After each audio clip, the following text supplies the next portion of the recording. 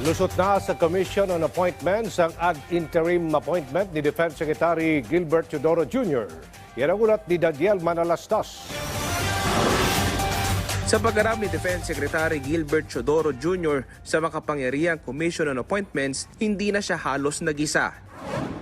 The 12-member House contingent has no doubt regarding the fitness and integrity of the nominee.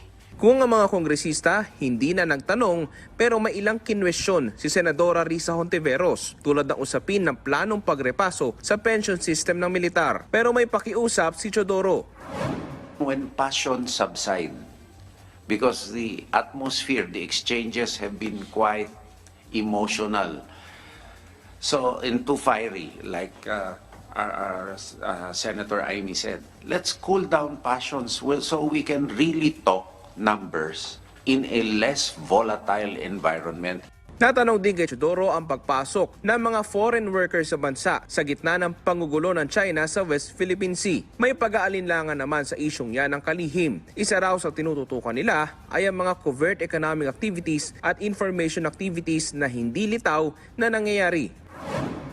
Like yung pagpasok po ng mga workers dito na dapat gawin ang trabaho po ng ating mga kababayan.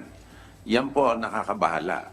Hindi lang po hindi makatarungan para sa ating mga kababayan, ito po ay security risk dahil may problema po tayo na mamonitorin itong mga ito, lalo na po kung labas-pasok. Pati usapin ng intelligence funds at confidential funds, inusisa din kay Teodoro. Sa civilian agencies po na may intelligence and confidential funds po, dalawa po ang purpose. First po is for the internal anti-criminal security po ng agency, anti-scam, pagbibili po ng mga, of course, like biometric equipment and the like. Sa usapin ng national security, ayon kay Teodoro, humihina ang ilang rebelding grupo pero hindi raw dapat magpakampante. Naniniwala siya makakatulong ang mga kaalyadong bansa sa problema sa West Philippine Sea. Mabilis naman lumusot sa plenaryo ng Commission on Appointments si Secretary Teodoro matapos kinlala ng mga mababatas ang kanyang kakayahan. Daniel Manalastas para sa Bayan.